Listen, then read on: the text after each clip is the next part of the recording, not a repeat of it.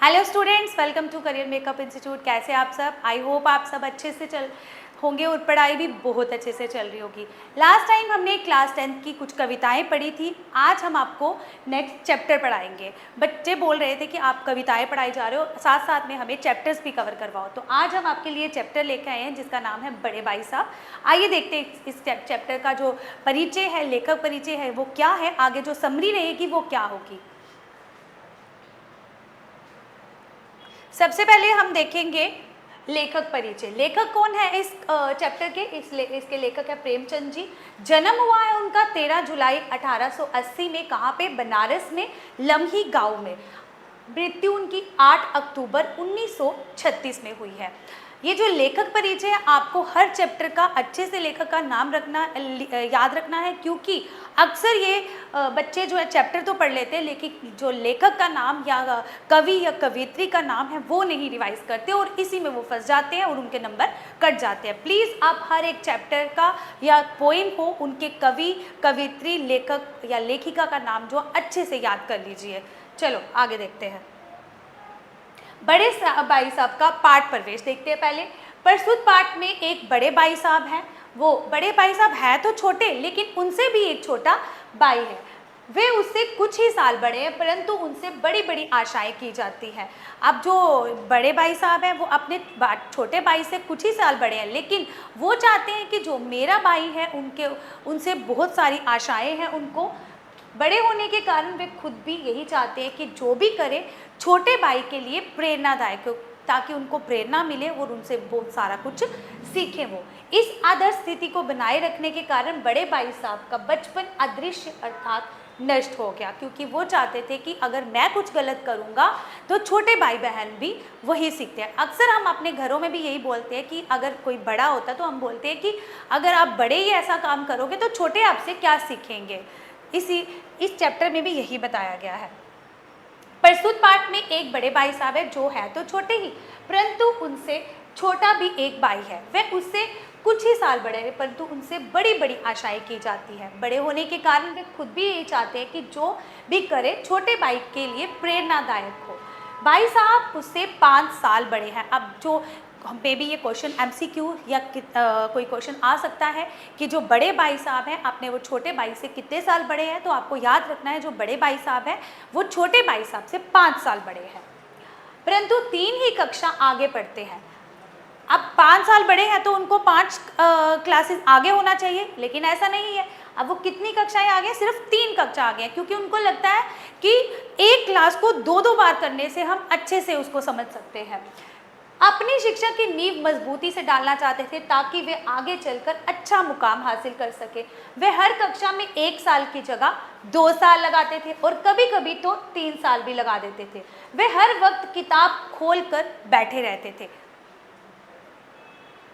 लेखक का मन पढ़ाई में बिल्कुल भी नहीं लगता था। अगर 1 घंटे की किताब लेकर बैठना पड़ता तो ये उसके लिए किसी पहाड़ चढ़ने जितना ही मुश्किल काम था। जैसे ही उसे ज़रा सा मौका मिलता वो खेलने के लिए मैदान में चले जाता था।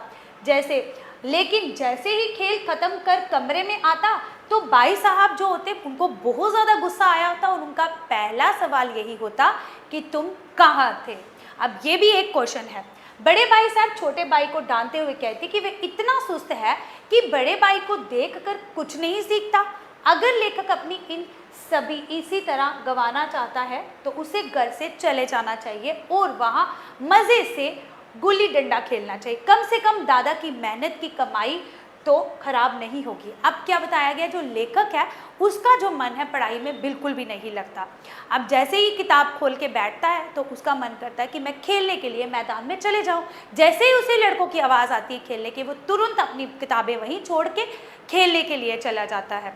और जब वो वापस आता है तो कमरे में जैसे ही बड़े भाई साहब को देखता है, उनका जो गुस्सा देखकर वो उससे कहते हैं कि तुम अगर ऐसे ही अपना टाइम वेस्ट करोगे, अपने ऐसा ही टाइम गवाओगे तो तुम्हें यहाँ रहने का कोई फ़ायदा नहीं। इससे अच्छा तुम वापस गाँव चले जाओ, गुल्ली डंडा खेलो और दादाजी का हाथ बटाओ।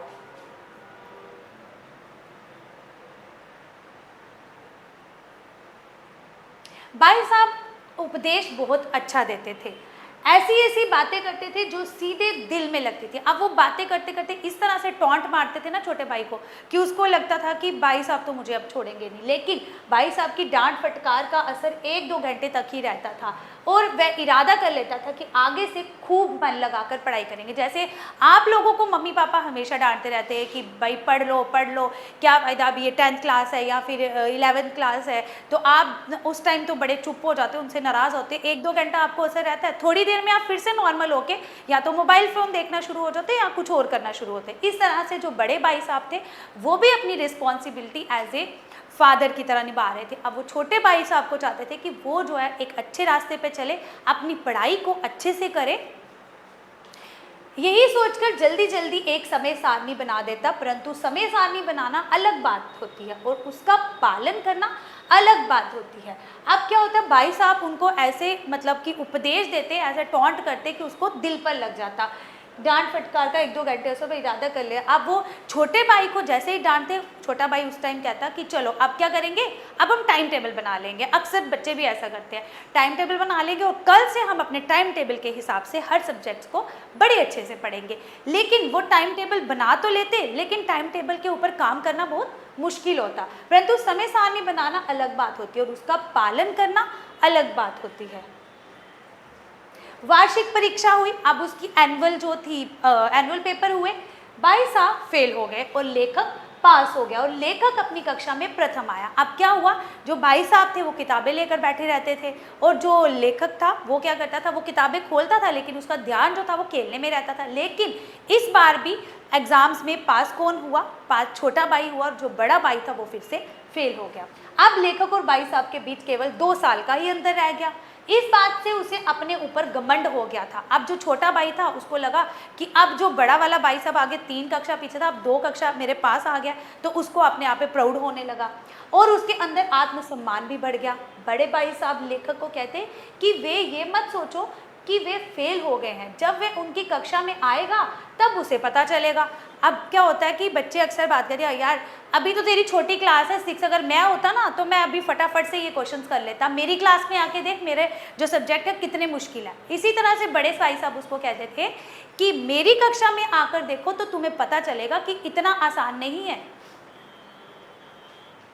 कि जब वह उनकी कक्षा में आएगा तब उसे पता चलेगा कि कितनी मेहनत करनी पड़ती है।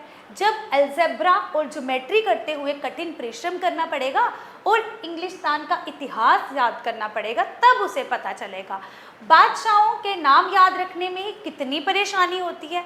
अब परीक्षा में कहा जाता है कि समय की पाबंदी पर निबंध लिखो जो 2-4 पन्नों से कम नहीं होना चाहिए। अब वो बड़ा भाई साहब है ये बता रहा है, अब वो फेल तो हो गया था लेकिन छोटे भाई के अंदर थोड़ा घमंड आ गया था और एक आत्मसम्मान कि मैं फिर से पास हो गया, और जो बड़े भाई साहब थे फिर 2 क्लासेस मेरे सिर्फ डिफरेंस है। लेकिन बड़े भाई साहब कहाँ उसको जीतने देते। बड़े भाई साहब कहते हैं कि ये मत समझना कि तुम फेल हो, मैं जो हूँ फेल हो गया, तुम पास हो गए तो बहुत बड़ी बात है, मेरी कक्षा में आकर देखो तो तुम्हें पता चलेगा। अगर तुम अलजेब्रा निकालना पड़े, तुम्हें ज्योमेट्री निकालनी पड़े तो तब तुझे पता चलेगा कि कैसे करोगे, तुम कैसे पास हो जाओगे।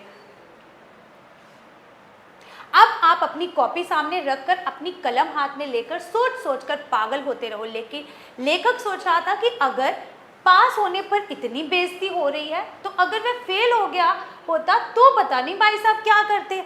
अब वो लेखक तो पास हो गया था फिर भी भाई साहब उसको बातें सुनाई जा रहे थे। क्यों? वो अब वो तो फेल हो गया था, अब वो कैसे उसको वो करता। तो वो कहता है कि अगर मैं तो पास हो गया फिर भी मुझे इतनी सारी बातें सुनने को मिल रही हैं, अगर मैं फेल हो जाता तब भाई साहब क्या करते, शायद उसके प्राण ही ले लेते। लेकिन इतनी बेइज्जती होने के बाद भी पुस्तकों के प्रति उसकी कोई रुचि नहीं हुई। अब इतना सब कुछ हो गया लेकिन जो था लेखक का इंटरेस्ट जो था बुक्स में नहीं हुआ। खेल कूद का जो भी अवसर मिलता था वह हाथ से नहीं जाने देता। पढ़ता भी था लेकिन बहुत कम, पर इतना पढ़ता था कि कक्षा में बेइज्जती ना हो। फिर से सालाना, अब एक बार जब परीक्षा हुई तो कौन पास हुआ? लेखक पास हुआ और जो बड़े भाई साहब थे वो फेल हुए। दोबारा से अब एग्जाम्स हुए और कुछ ऐसा इत्तेफाक हुआ कि लेखक फिर से पास हो गया और भाई साहब इस बार भी फेल हो गए। जब परीक्षा का परिणाम सुनाया गया तो भाई साहब रोने लगे और लेखक भी रोने लगा। अब भाई साहब का स्वभाव कुछ नरम हो गया। कई बार लेखक को डांटने का अवसर होने पर भी वे लेखक को नहीं डांटते थे। शायद उन्हें खुद ही लग रहा था कि अब उनके पास लेखक को डांटने का अधिकार नहीं है, और अगर है भी तो बहुत कम। क्यों? क्योंकि एक बार पहले भी वो फेल हो गए, अब दूसरी बार फिर से परीक्षा हुई और लेखक जो थे फिर से पास हो गए। अब बड़े भाई साहब को लगने लगा कि अब तो ये मेरे पास कोई हक नहीं है कि मैं इसको डांट सकूं। अगर कोई डांटने की वजह भी रहती थी तो वो उनको डांटते बहुत कम थे। अब लेखक की स्वतंत्रता और भी बढ़ गई। अब उसको और ज़्यादा आज़ादी मिल गई, क्योंकि जो बड़े भाई साहब थे तो डांट नहीं रहे थे, वे भाई साहब की सहनशीलता का गलत उपयोग कर रहा था। उसके अंदर एक ऐसी धारणा ने जन्म ले लिया था कि वे चाहे पढ़े या ना पढ़े, वे तो पास हो ही जाएगा। अब उसको लगने लगा था कि मैं तो बिना पढ़े ही पास हो जाऊंगा। तो उसकी किस्मत बहुत अच्छी है, इसलिए भाई साहब के डर से जो थोड़ा बहुत पढ़ लिया करता था वे भी बंद कर लिया। अब लेखक को पतंगबाजी का नया शौक, पहले क्या था, पहले उसको खेलने का शौक था, गुल्ली डंडा का। अब उसको नया शौक जागा, किसका? पतंगबाजी करने का, काइट उड़ाने का। और जब उसका सारा समय पतंगबाजी में ही गुजरता रहा, फिर भी वह भाई साहब की इज्जत करता था और उनकी नज़रों में छिप कर ही पतंग उड़ाता था। एक दिन शाम के समय हॉस्टल से दूर लेखक एक पतंग को पकड़ने के लिए बिना किसी परवाह किए दौड़े जा रहा था। अचानक भाई साहब से उसका आमना सामना हो गया। अचानक जब वो दौड़ रहा था कटी हुई पतंग को लेने के लिए, तो क्या हुआ, अचानक से रास्ते में कौन आ गए, उसके भाई साहब आ गए। वे शायद बाजार से घर लौट रहे थे, उन्होंने बाजार में ही उसका हाथ पकड़ लिया और बड़े क्रोधित भाव से, बड़े गुस्से से बोले, इन बेकार के लड़कों के साथ तुम्हें बेकार के पतंग को पकड़ने के लिए दौड़ते हुए शर्म नहीं आती? तुम्हें इसका भी कोई फर्क नहीं पड़ता कि अब तुम छोटी कक्षा में नहीं हो, बल्कि अब तुम 8वीं कक्षा में हो गए हो और मुझसे सिर्फ एक कक्षा पीछे पड़ते हो। आखिर आदमी को थोड़ा तो अपनी पदवी के बारे में सोचना चाहिए। समझ किताबें पढ़ लेने से नहीं आती, बल्कि दुनिया देखने से आती है। बड़े भाई साहब लेखक को कहते कि ये घमंड जो अपने दिल में पाल रखा है कि बिना पढ़े मैं पास हो जाऊंगा, उसको छोड़ दो। बड़े भाई साहब के रहते लेखक कभी गलत रास्ते पर नहीं जा सकता। बड़े भाई साहब लेखक से कहते कि अगर लेखक नहीं मानेगा तो भाई साहब थप्पड़ का प्रयोग भी कर सकते हैं और उनकी बात अच्छी नहीं लग रही होगी।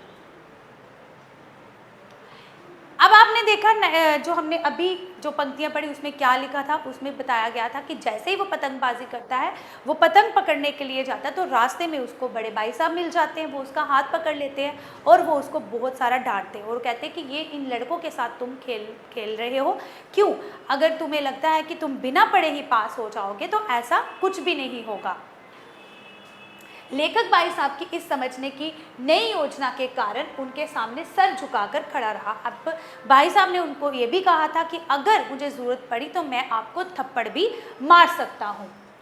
तो क्या हुआ, लेखक भाई साहब की समझाने की नई योजना के कारण उनके आगे सिर झुकाने लगा। आज लेखक को सचमुच अपने छोटे होने का एहसास हो रहा था। अब लेखक को आज ऐसा लगा कि सचमुच मैं जो हूँ छोटा भाई हूँ, ना केवल उम्र से बल्कि मन से भी। और भाई साहब के लिए उसके मन में इज्जत और ज़्यादा बढ़ गई। लेखक ने उनके प्रश्नों का उत्तर नम आंखों से दिया कि भाई साहब जो कुछ कह रहे हैं वो बिल्कुल सही है और उनको ये सब कहने का अधिकार भी है। अब उसको लगा कि जो भाई साहब हैं वो मेरे फ़ायदे के लिए कह रहे हैं, कि जो मुझे पढ़ाना चाहते हैं, अच्छे रास्ते पे लाना चाहते हैं, क्योंकि वो मेरे से बड़े हैं, मैच्योर है, और जो मेरा दिल है वो भी छोटा है और मेरी जो उम्र है वो भी उनसे छोटी है। भाई साहब ने लेखक को गले लगा लिया और कहा कि वे लेखक को पतंग उड़ाने से मना नहीं करते हैं, उनका भी मन करता है कि वे भी पतंग उड़ाएं, लेकिन अगर वे भी सही रास्ते से भटक जाएंगे तो लेखक की रक्षा कैसे करेंगे। अब वो बड़े थे तो उनको अपने छोटे भाई को अच्छे रास्ते पे लगाना था। वो कह रहे थे कि अगर मैं भी भटक जाऊंगा तो तुम्हें कौन सही रास्ते पे लाएगा। बड़े भाई होने के नाते ये भी तो उनका ही कर्तव्य है। इत्तेफाक से उस समय एक कटी हुई पतंग लेखक के ऊपर से गुजरी। उसकी डोर कटी हुई थी और लटक रही थी।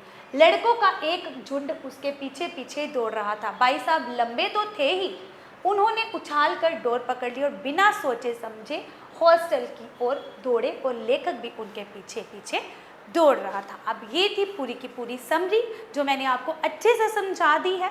अब आपने इस पोइम्स चैप्टर से क्या सीखा कमेंट करके बताइएगा। नेक्स्ट वीडियो में हम आपको इसके क्वेश्चन आंसर्स भी डिस्कस करेंगे, इंटरनल क्वेश्चंस भी और इसके टेक्सचुअल क्वेश्चंस भी। अगर ऐसी ही वीडियोस आपको और देखनी है तो वीडियो को लाइक कीजिए और चैनल को सब्सक्राइब कीजिए। Thank you.